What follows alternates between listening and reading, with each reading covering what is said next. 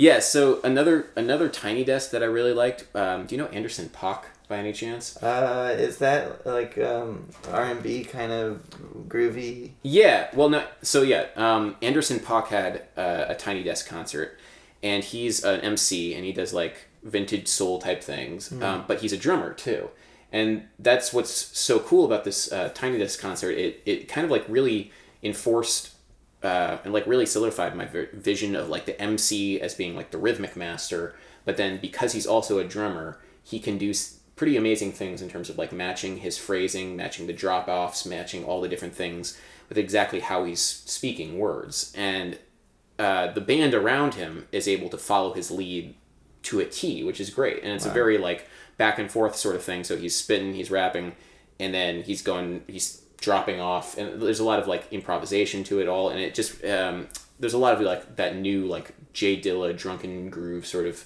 feel in a lot of the music, which is really cool to hear, and feels very new and very fresh. And it just, for me, it just made it confirmed a lot of things that I was thinking about in terms of how MCs control the rhythm and control the flow of a given piece of music. And so I heartily suggest that you check out Anderson .Paak's Tiny Desk concert. There's also, have you ever heard of Galen Lynn? She's the one who won the Tiny Desk concert contest. No, she has brittle bone disease. She's like about 2 feet tall. She's like a very very small person, and she plays violin with a like a loop pedal, and she like holds the violin almost like a cello because she's so small. But she is, check it out. That's all I really have to say, because like I was like absolutely, I've never heard music like it. It's really, really intense. I know you would like it. I know you would really dig it. Does her physical like size and everything influence the sound? Yeah, it does, but like only in a positive way, because she knows exactly how to use her limitations for her, and it's very affecting music, because her voice also has changed. Like it's definitely higher pitched, but she knows. She knows how to use it very well for this like very there's the song that opens up the Tiny Desk concert is just like, it's devastating. It's like so cool. It's so the cool. Fact that she's the fact that she's unique is empowering her music and and informing its direction. I honestly think that people's like idiosyncrasies, everybody's idiosyncrasies, whether able-bodied or not, those are the things that make them unique, make them special. Nobody really cares if you like can do certain things really flawlessly. People, I think, care more about the interesting things about like the thumbprint. Yeah, exactly. Like how do you take what it is that you do for worse or better and just make something out of it? And I think that's the lesson I learned from that, which is really cool. Do you think we tend to edit out idiosyncrasies now in production? Yeah.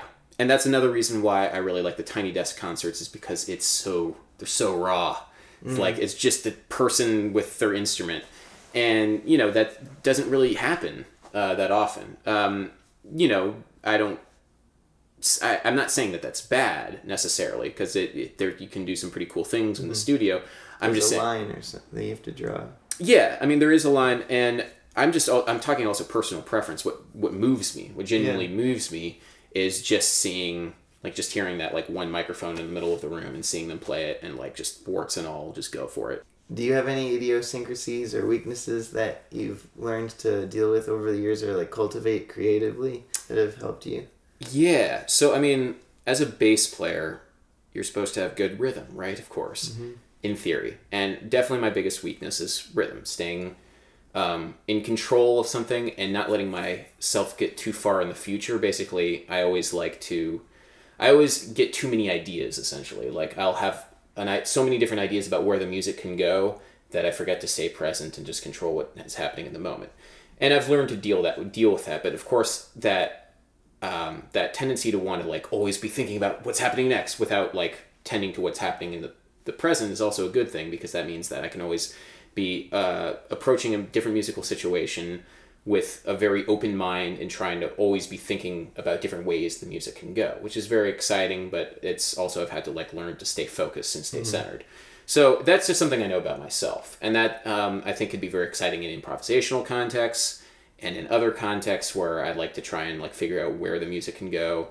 And it's also taught me a lot about myself, just in general. Like, I should learn to stay present, focused in the moment, and not worry too much about what's happening in the future, even if I get excited about it. Yeah. I think it's important for everybody to know that. Know thyself. Know why, not necessarily why you do certain things, but know that you do certain things. And then just plan for it, because you're not going to change, but your response to what you do changes. So if you have poor rhythm, quote unquote, poor rhythm, know how to accept that and know how to work within that limitation, rather than just get upset that you are not 100% grounded all the time. I think so. Do you think maybe like being aware that you have poor rhythm gives you better rhythm? Yeah, no, of course, because it makes me focus on staying in the present a lot more. And then, I'm at a certain, if I'm doing it right, only I know that I'm not feeling it as much as like everybody else. I wonder if anyone really has good rhythm then, or it's more that people have good ways of thinking about rhythm. I think it's a matter of a bunch of different things, because there's also different ways of feeling the pulse, like depending on the style of music. The Caribbean guys feel music a very different way than like the rock and pop guys versus the jazz guys versus the classical musicians. Everybody has a very different sense. Every style has a very different sense of the give and take of the pulse and everything like that. I'm talking more about like metronomic time, just keeping everything 100% to the metronome, which I've learned to like do. Like over the years, I've definitely learned to do that more and more and more, but it didn't come nearly as naturally as I know it did for some other people. So anyway. Yeah, I mean, for me, like one of my biggest things is my voice naturally sounds strange.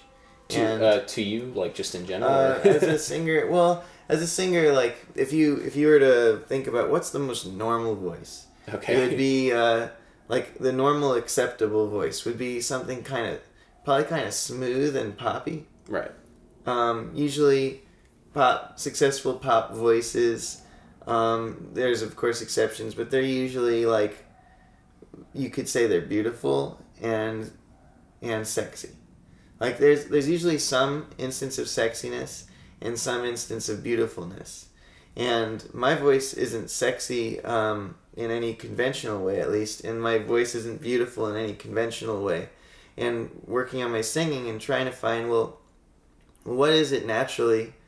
And that really led me to think about like what I am naturally, because it's hard to separate the tone of your voice from your character as a person. And that's true. And so I realized that like, because I basically worked on rapping this year a lot, which I hadn't really worked on in other years. And rapping's interesting because like it's so like clear when someone sounds fake doing it, and it's like no one has to have any training to like identify that, and it's also really hard to tell why exactly something just doesn't sound right.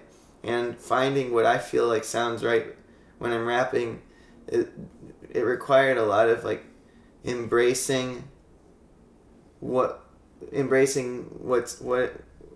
like a lot of the quirkiness, or embracing the like this timbre in my voice is there. Like this is a very dominant part of my voice. I have kind of a high squeaky voice. So being that guy but on the edge, being that guy like but about to fall apart, and being that guy with a certain lunacy, I think has really been,